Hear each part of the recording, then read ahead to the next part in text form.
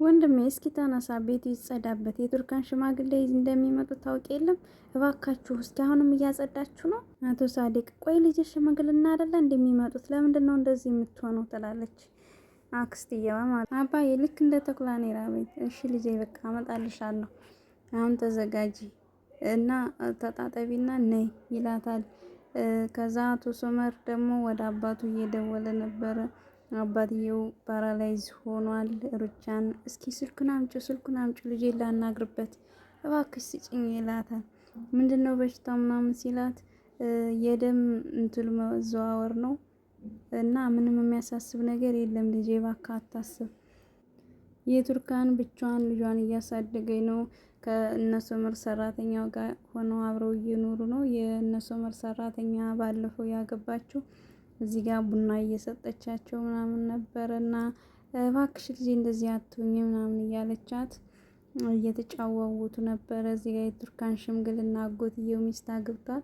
የቱርካን ሽምግልና ተሰብስበው እየተጫዋወቱ ነበረ።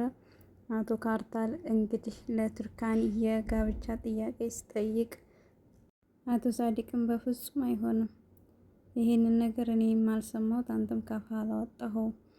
ቱርካንና አባቷ ተጨቃጨቁ። አቶ ካርታልን ቱርካን ወደ ቤት ሸኘችው።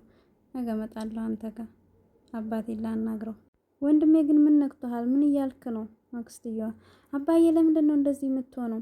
በቃ እኔ የተናገርኩት ሁሉንም ነገር ፊት ለፊት መናገር ስላለብኝ ነው የጠራሁት እሺ ብሎ አቶ ሳዲቅ አባዬ ምን እያደረክ ነው? ለምንድን ነው ካርታልን እምቢ ያልከው? ምክንያቱም አንቺ ከሶመር ፍቅር ስለያዘሽና ሶመር ስላረሳሽው ነው።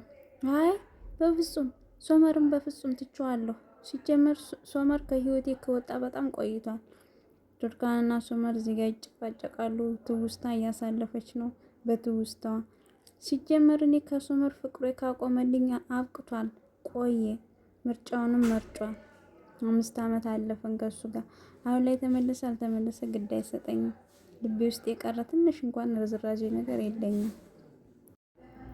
ሶመር በትውስታ ሚስቱን እያሰበ ከቱርካን ጋር የተጨቃጨቁበትን እያሰበ በሀሳብ ተውጧል። አባቱም አንተ ካልመጣ እሞታለሁ እያለው ነው።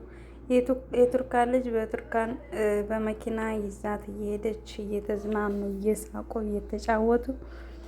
እየተጫወቱ ባሉበት ሰዓት ሶመርም ልጁን ይዞ ግጥምጥም አሉ። ቱርካንም ደነገጠች፣ ህፃኗንም ደነገጠች። ዙሮ አይተዋወቁም። ሶመርና ዳፍኒ አይተዋወቁም። በሩን እንድትከፍትለት መስኮቱን ሲቆረቁር ቱርካን ግን ምንም ባላየ ምንም ባልሰማ ጥላው ሄደች። ቤተሰብ ላይክ ሰብስክራይብ ማድረጋችሁን እንዳትረሱ።